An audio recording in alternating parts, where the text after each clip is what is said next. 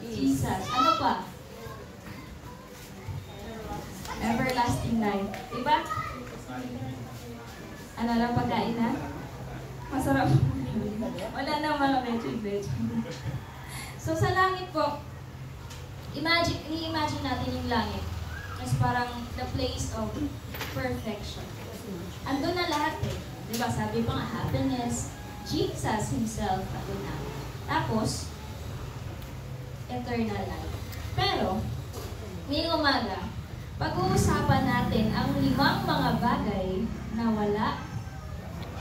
nawala ka sa langit. Nawala sa langit. Or the 5 things that are missing in heaven. So, although marami siya mga kapatid, pero parang nag-ano lang tayo ng specific. So, meron tayong 5. So, before that, sabi dito sa Apocalypse 21:22, ang langit daw ay ang lugar na kung saan ang unang mga bagay ay nangyari na. Or, dumaan na. Ayun na yun. So, ang pinakaunang bagay na wala sa langit, mga kapatid, ang dagat. Bakit ang dagat ay wala na? At dito sa Apocalypse 21:1, sinabi, at nakita ko ang isang bagong langit at isang bagong lupa, sapagkat ang unang langit at unang lupa ay naparam at ang dagat ay wala na. Diba? The description itself by ni John the Revelator, mga kapatid, ay nakita niya ang isang bagong langit at isang bagong lupa dahil ang unang langit at ang unang lupa ay naparam, or other word, nawala or something. At ang dagat ay wala na. Bakit nga ba wala ang dagat? So, according to Saudi yung pag-iisip pala, ang dagat ay sumisimbolo ng kasamaan at kaguluhan. So, according to Isaiah 57 verse 20, ang sabi, ngunit ang masama ay parang maunos na dagat, sapagkat hindi maaaring humusay at ang kanyang tubig ay umaalingbukay ng burak at dumi. Ano ba? Ano yun? Putik. Mabahong putik. Ay, okay. Oh. So, according to Jewish mindset, ang dagat daw ay parang ang dagat symbolizes war or something, or kasamaan, wickedness. Kasi, kung mapapansin niyo yung characteristic ng dagat, di ba, minsan, yung parang, kalmado, tapos, sa ibang sandali, na naman, yung parang magulo, sobrang ingay, tapos delikado. So, ano yung sinabi niya? Pangalawa, dahil ito din ang pinagmula ng hayop, or the satanic beast. So, familiar po tayo sa sinabi ni John the Revelator sa Apocalypse 13:1. Sinabi dito, at siya'y tumayo sa buhanginan ng dagat at nakita ko ang isang hayop na umaahon sa dagat, na may 10 sungay at 7 ulo, at sa kanyang mga sungay ay may 10 diadema, at sa kanyang mga ulo ay may pangalan ng kapusungan. So we all know, mga kapatid, na this beast symbolizes Satan himself, na darating at siya ay daratnan sa dagat. Ay nga, may symbolizer siya dito na may 10 sungay at 7 ulo, at ang kanyang sungay ay may 10 diadema. Diadema or crown. At may pangalan ng kapusungan, at alam natin kung ano yung pangalan na yun. At ang dagat din ay kinilalang lugar ng mga patay. Diba? Hindi lang naman ang mga tao na namamatay sa lupa. May mga namamatay din sa dagat because of parang typhoons, yung mga natural phenomena na minsan, yung parang sinasalvage. Yung parang sinasalvage, tapos inaano lang sa water. Diba? Parang recent lagi tayong nakakita ng mga bangkay daw na palutang-lutang, mga ganun.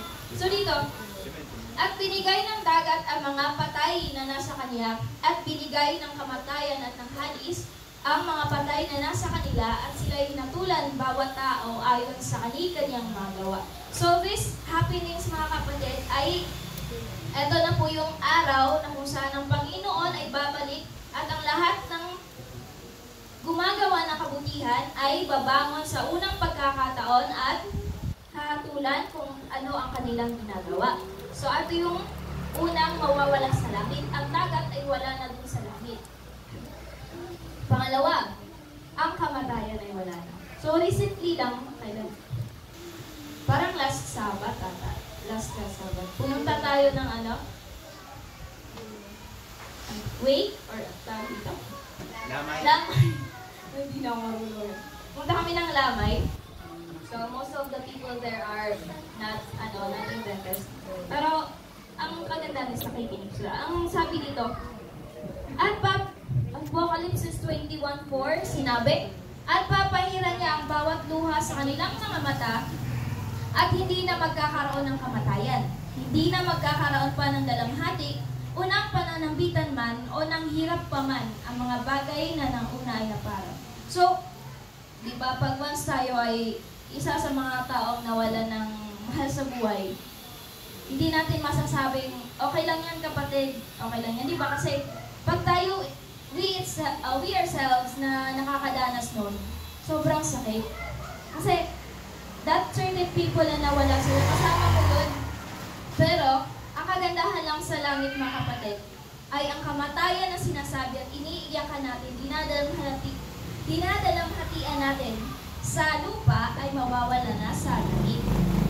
So dito, ang sabi, ang lahat ng dahilan ng ating pag-iyak, karamdaman, lungkot, problema, bigati, paghihirap, pagdurusa, at kamatayan ay wala na doon sa langit. So yun yung advantage na ibinigay ng Panginoon sa lahat ng tao. Na kung saan sinasabi doon na kung tayo ay nakakaranas ngayon, kahit parang every second, every minute, may nare-receive tayong news. It's either good or bad na makakapag-ano sa atin ng emotion natin, karamdaman especially. Di ba, pag once ang katawan na natin ang may problema, parang sobrang doon na tayo nag-start ng struggle. And then sa problema, lagi ito, paghihirap, pagdurusa at kamatayan ay wala na doon sa langit. So, noong 5 years ago mga kapatid, andito kasi ako nung I was 16 years old. Bumiyahe ako mag-isa, 16 years old ako, para makipagkita sa father ko, which is Andron. So, andun kami sa Project 8. Pagkagabi, ang routine namin is galing bahay hanggang andun, punta kami SM North every night. So, parang from province ka, tapos ikaw, alam mo naman siguro sa sarili mo na sa province, normal na yung mga medyo mahirap-hirap na gano'n. Pero may mga bahay. Pagdating ko mga kapatid, habang sumasakay ng taxi, yung parang nakikita mo, first time in your life, nakita mo na may mga taong walang bahay, tapos may mga matagandang nag-aano sa mga kusurahan in order for them to eat, para makakain lang. So parang, alam mo yung makakaramdam ka ng awa to them, pero later on, you realize na although it's a natural phenomenon na nangyayari talaga because dahil nga sa pagkakasala. So dito, sinasabi din, tayo ay mananahan sa langit na puno ng kasiyahan. So according to Apocalypse 7:13-17, sinabi, at sumagot ang isa sa mga matatanda na nagsasabi sa akin, ang mga ito ay namadaramtan ng maputing damit at sino-sino at saan nagsipanggaling. 14, at sinabi ko sa kanya, Panginoon ko, ikaw ang nakakaalam. At sinabi niya sa akin, ang mga ito'y ang nanggaling sa malalaking kabigatian at nangagugas ng kanilang mga damit at pinaputi sa dugo ng kordero, kaya't sila'y nasa harapan ng luklukan, ay lulukuban sila ng tabernakulo. 16. Sila'y hindi na magugutom pa, ni mauuhaw pa man, ni hindi na sila tatamaan ng araw o ng anumang init, sapagkat ang kordero na nasa gitna ng luklukan ay siyang magiging pastor nila, at sila'y papatnugutan sa mga butkal ng tubig ng buhay, at papahirin ng Diyos ang bawat luwas sa kanilang mga mata. So, eto ang sinabi ko. Ito yung napakagandang scene na i-imagine mo. may isang matanda na nagtanong. Example, imagine yourself mga kapatid, na isa kayo sa mga taong nakadamit ng puti at sinasabihan ng Panginoon na sila ang mga taong nanggaling sa malaking kabigatian at nangaghugas ng kanilang mga damit at pinaputi sa dugo ng kordero. Kaya sila'y nasa harapan ng luklukan at lulukuban sila ng tabernakulo. Imagine yourself, the Lord God saying this to you, to all of us, na tayo, through all the battles na ating napanalunan with God, ay sasabihin niya tayo, dadamitan at lulukuban tayo ng tabernakulo. So, ang pangatlo, walang kahit na anong madumi ang papasukin. Para sa inyo, anong klaseng madumi ang sinasabi? Halikabok. So, ating aalamin sa Apocalypse 21:27, sinasabi, at hindi papasok doon sa anumang paaraan ang anumang bagay na harumal, dumal, o siyang gumagawa ng kasuklam-suklam at ng kasinungalingan, kundi yaon lamang ng mga nakasulat sa aklat ng kordero. So always remember that every time na may gagawin tayo mga kapatid, lahat ng yun nakasulat sa aklat ng kordero. Even though, kahit sabihin natin, ay okay lang, maliit lang naman natin, maliit lang na kasalanan. Kahit maliit na kasalanan pa yun, malaki kasalanan pa rin. Kaya mga kapatid, it is always considered as sin. So dito, masabi, di ba na, if you remember or you know, pag napapansin nyo, di ba, pag once may mga taong nagbibigay ng limos sa ibang tao, ang nangyayari, tapos ipopost sa social media, ang nangyayari, nagiging viral. Agaran, di ba? Makikita niya yung mga comments na sabi, ay, napaka-ano naman, napaka-generous mo naman. Di ba? Yun yung comments lagi. Pero, pag once nakakarinig tayo ng patayan, nakawan, or ano ba, yara or something, mga ganun. Diba parang nagiging normal na sa atin? Parang normal na sa atin kasi parang araw-araw na lang na ginawa is laging may ganon sa balita. So dapat ating paalala din sa atin mga kapatid na always spread that the gospel should be spread to all the people who doesn't know. So anong sabi dito?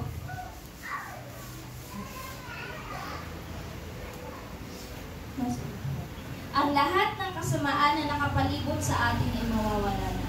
So, kaya nga, di ba? Everyday, aalis tayo, tapos mag-pray tayo na sana, Lord, bigyan niyo po kami ng safety sa aming paglalakad. Kasi hindi natin alam, di ba, kung anong mangyayari.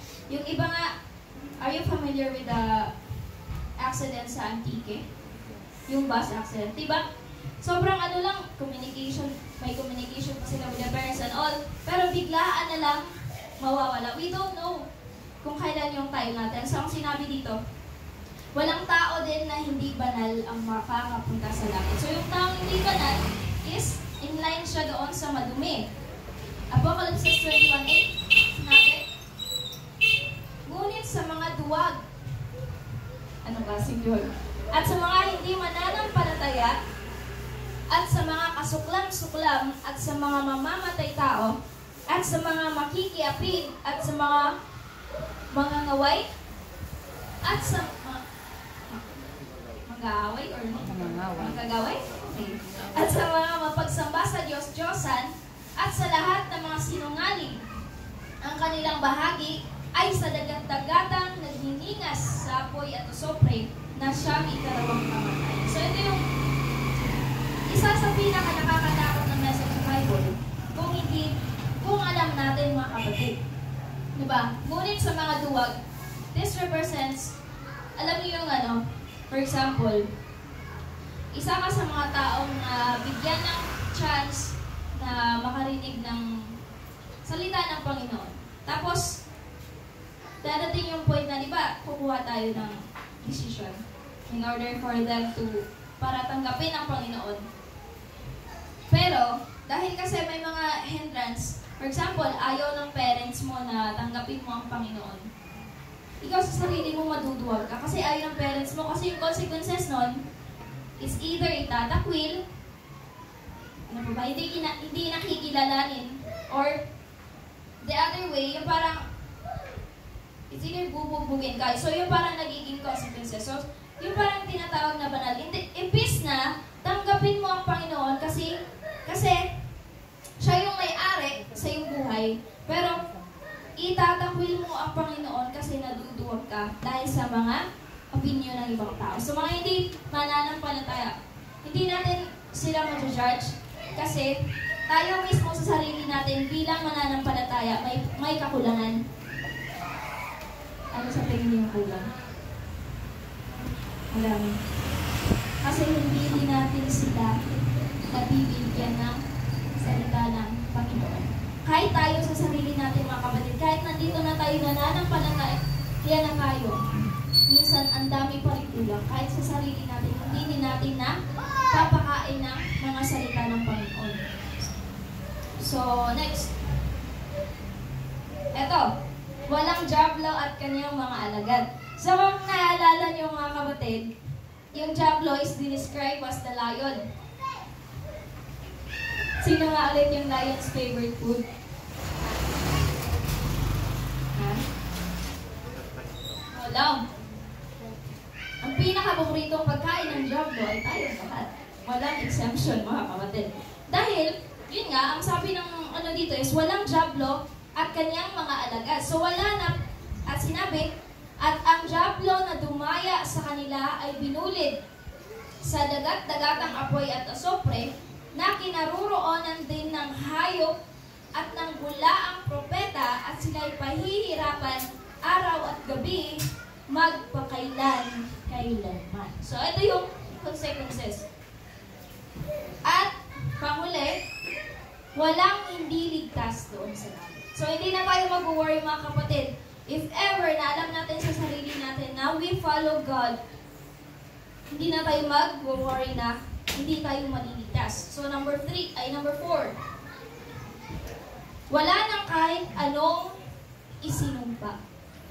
Apocalypse 22 verse 3 ang nagsasabi, at hindi na magkakaroon ng sumpa at ang luklukan ng Diyos at ng Kordero ay naruroon at siya'y paglilingkuran ng kanyang mga alipin. So, kung naalala natin mga kapatid na ang sumpa ay nagsimula sa hardin ng Eden, ay mawawala na, di ba?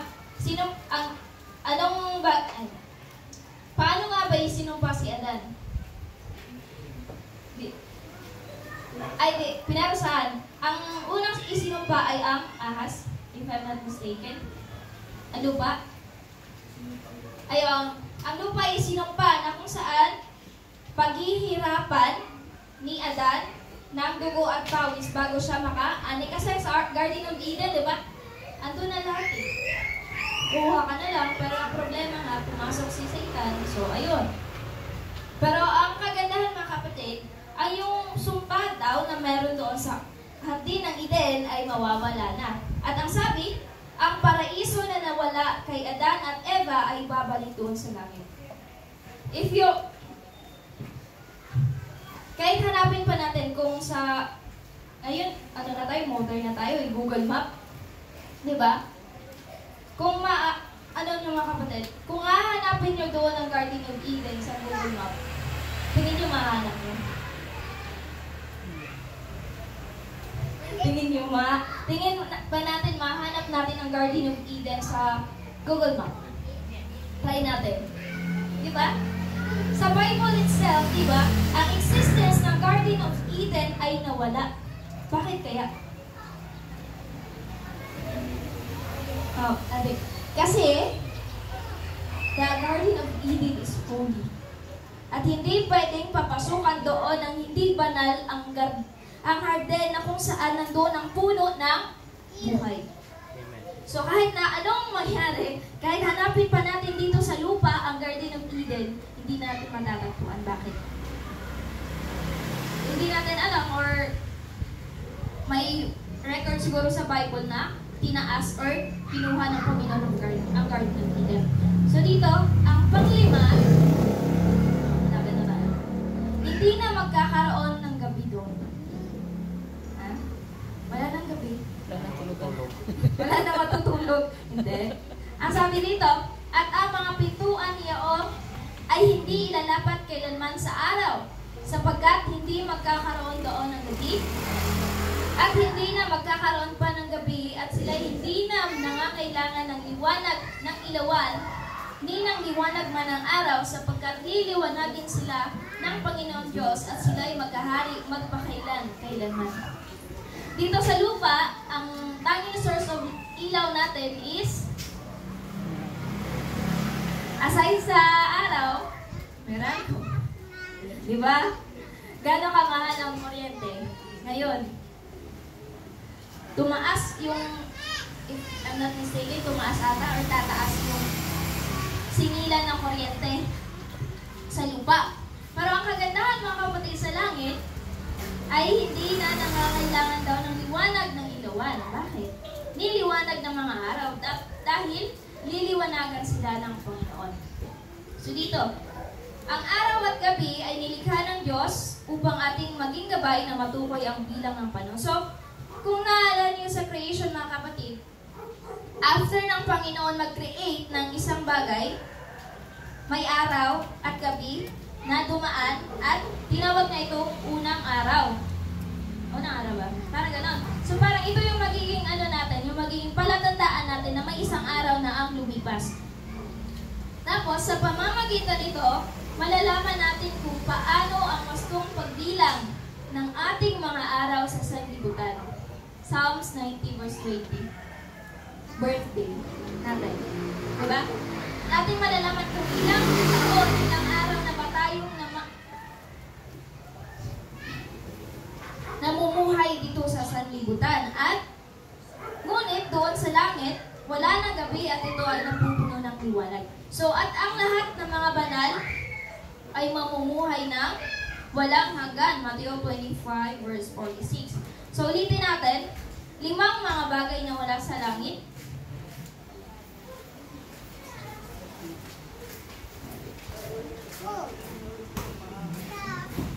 Una, ang dagat ay wala na. Pangalawa, ang kamatayan ay wala na.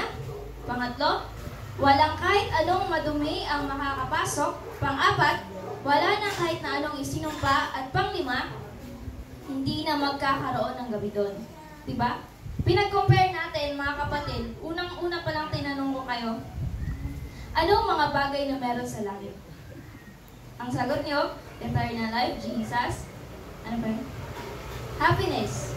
Ito yung mga bagay na wala sa langit, mga kapatid.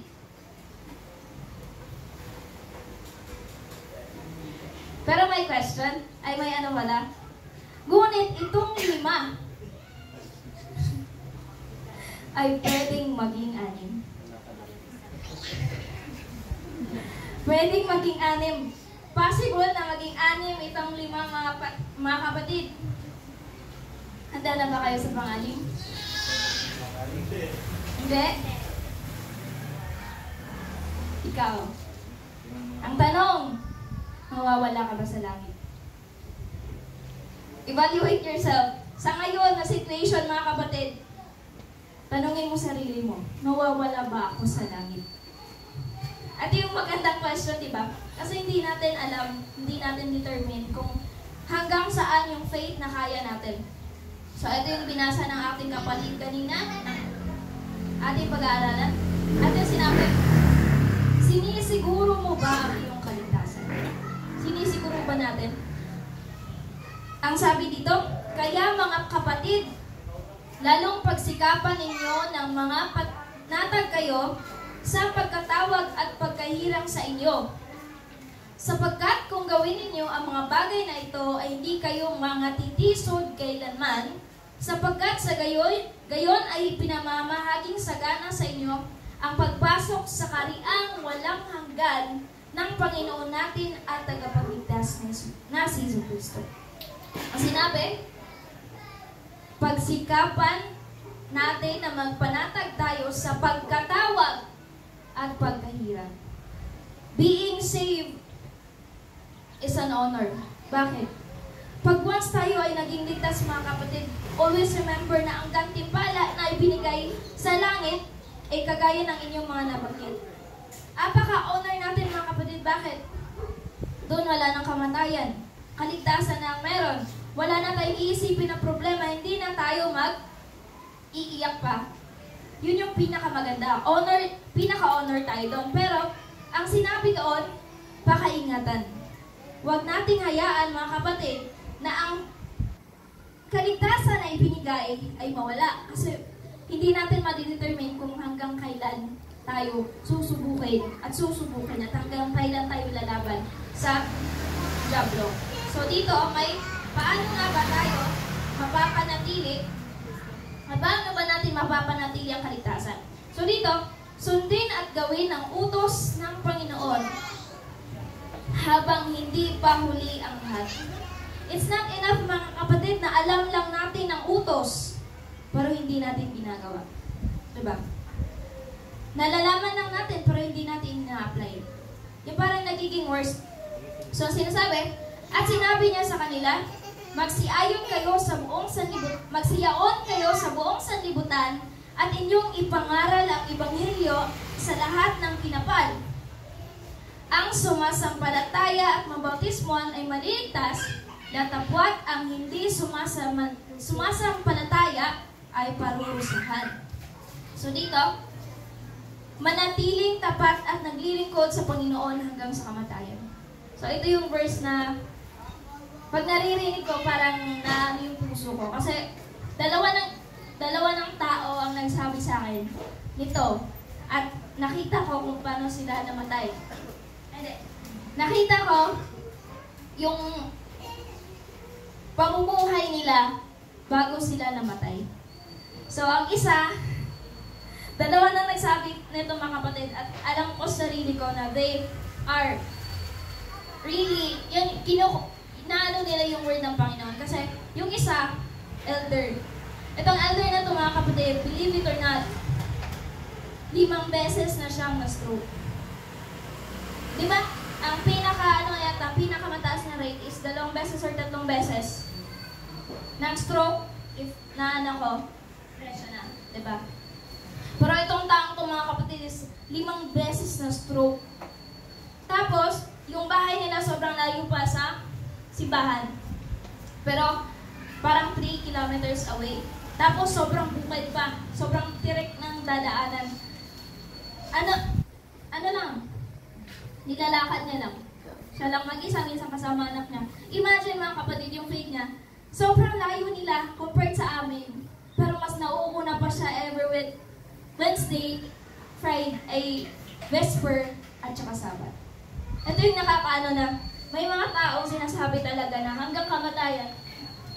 Makikita mo na hanggang kamatayan nila, mga kapatid, ay patuloy ang kanilang pananampalataya sa Panginoon. Tapos yung isa, mga kapatid, ay isang layman. So ito yung taong nag-introduce sa akin sa Panginoon. Ba't iyak? Ito yung taong nag-introduce sa akin sa Panginoon, mga kapatid. Tapos itong tao na to is high blood. Tapos may problema siya sa puso. Tapos, nag-aano sila, nag-mission sila, mga kapatid. May sakit na time na yun. Tapos sinabi ni mama na, huwag ka nang aalis. Kasi may sakit ka. Kasi kailangan niya po ng maintenance. Kasi pag hindi niya nainom yung maintenance niya, diretso siya. So, ang nangyari, pero sinabi niya kay mama daw, sabi niya, huwag kang mag-alala, mamamatay ako naglilingkod sa Panginoon. Tapos, ang nangyari, mga kapatid, habang nag-finisyon sila, mga kapatid, naiwan niya yung gamot niya, na kailangan niya talaga. Kailangan niya talaga, mga kapatid. So, ano nangyari? Ito lang yung message nila. Ay, ito yung yung parang huling hininga niya, sinabi niya sa Panginoon. Ay, sinabi niya sa mga kasama nila. Ay, yung parang, I have fought a good fight. I have finished the race. Ano yun, diba? Nakalimutan ko yung, I have kept the faith. Yun yung parang naging ko na, wow. Hanggang sa huling hininga niya, ang iniisip niya pa rin na ang Panginoon ay laging nandyan at ginagawa niya ang lahat para sa Panginoon. So always natin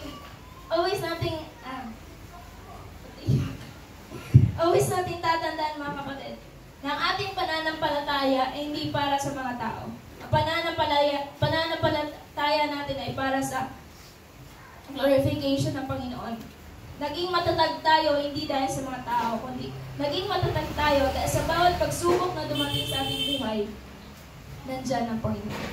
At itong sa lahat, at kung ikaw ay nagkasala, humingi ka ng tawad sa Diyos at bumalik sa Kanya. So, we have a conversation with a friend of mine nung lumindol sa amin.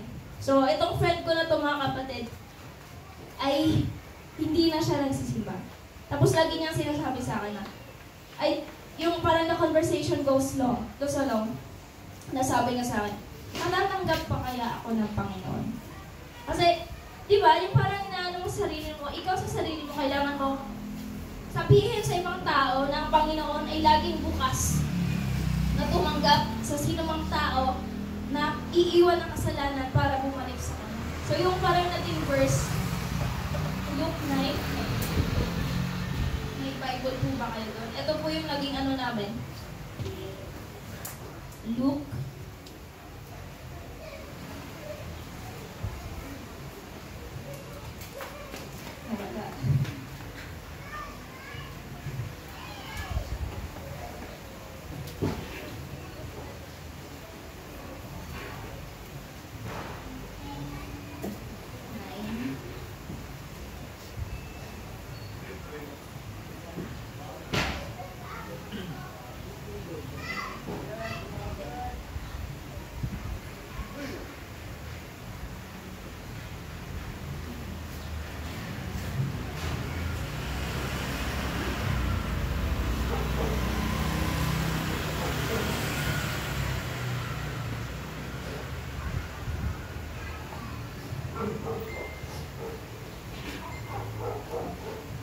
minsan kasi sa isip natin, pag once na may ano tayo, pag may kasalanan tayo sa Panginoon, sabi nga ni Ate Jade kanina, minsan nagtatago tayo, di ba?